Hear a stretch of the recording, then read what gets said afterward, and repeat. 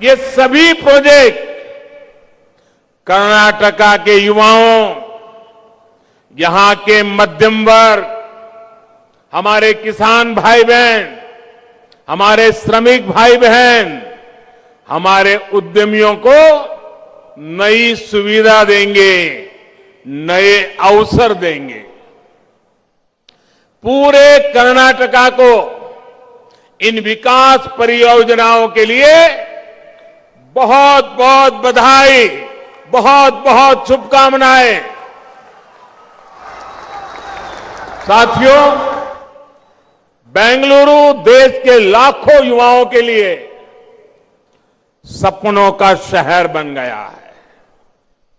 बेंगलुरु एक भारत श्रेष्ठ भारत की भावना का प्रतिबिंब है। बेंगलुरु का विकास लाखों सपनों का विकास है और इसलिए बीते 8 वर्षों में केंद्र सरकार का ये निरंतर प्रयास रहा है कि बेंगलुरु के सामर्थ्य को और बढ़ाया जाए। बेंगलुरु में अपने सपने पूरा करने में जुटे हुए हर साथी का जीवन आसान हो, ट्रैवल टाइम कम हो, आरामदायक हो, लॉजिस्टिक कॉस्ट भी कम से कम हो।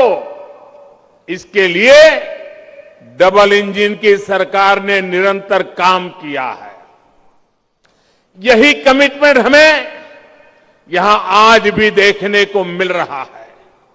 साथियों, बेंगलुरु के ट्रैफिक जाम से मुक्ति दिलाने के लिए rail, road, metro, underpass, flyover,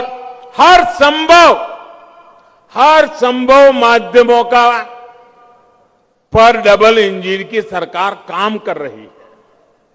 Bengaluru के जो सबर्बन इलाके हैं, इनको भी बेहतर कनेक्टिविटी से जोड़ने के लिए हमारी सरकार प्रतिबद्ध है।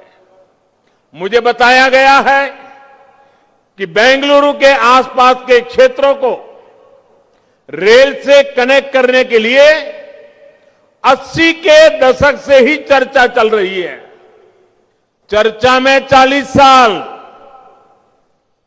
अब बताइए क्या हाल है।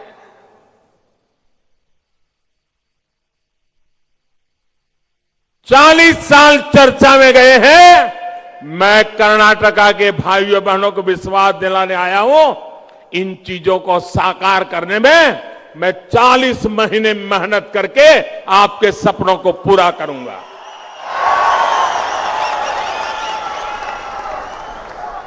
आप जानकर के हैरान हो जाएंगे, 16 साल तक ये प्रोजेक्ट फाइलों में लड़खड़ाते रहे। मुझे खुशी है कि डबल इंजन की सरकार कर्नाटका की जनता के, बेंगलुरु की जनता के हर सपने को भी पूरा करने के लिए जी जान से जुटी हुई है। बेंगलुरु सबर्बन रेलवे से बेंगलुरु की कैपेसिटी के विस्तार में बहुत मदद मिलेगी। ये प्रोजेक्ट बेंगलुरु शहर में ही रहने की मजबूरी को कम करेगा। और मैं बताता हूं साथियों, अगर 40 साल पहले जो काम करने चाहिए थे,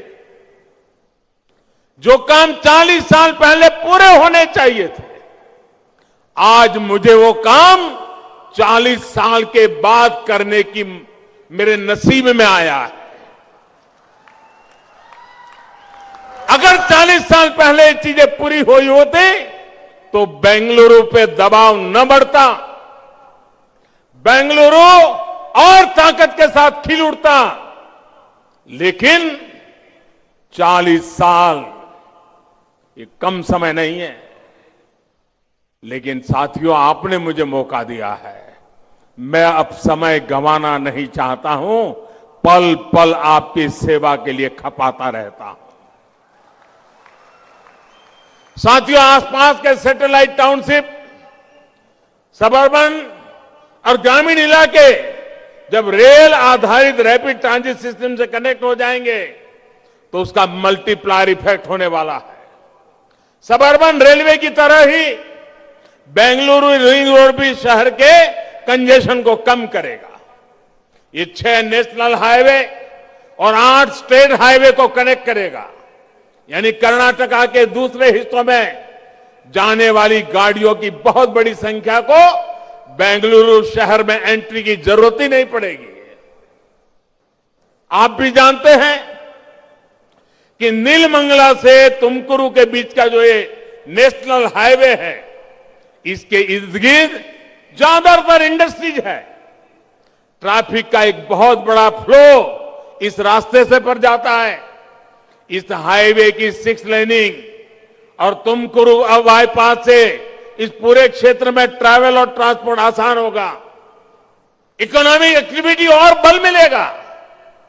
धर्मस्थला मंदिर, सूर्य मंदिर और जॉग फॉल्स जैसे आस्था और पर्यटन के अहम केंद्रों की कनेक्टिविटी को बेहतर करने के लिए जो काम हो रहा है वो भी टूरिज्म के लिए एक नया अवसर बनकर आने वाला है।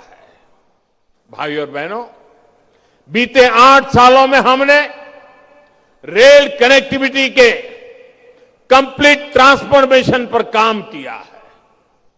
आज रेलवे में सफर का अनुभव 8 साल पहले की तुलना में बिल्कुल अलग है।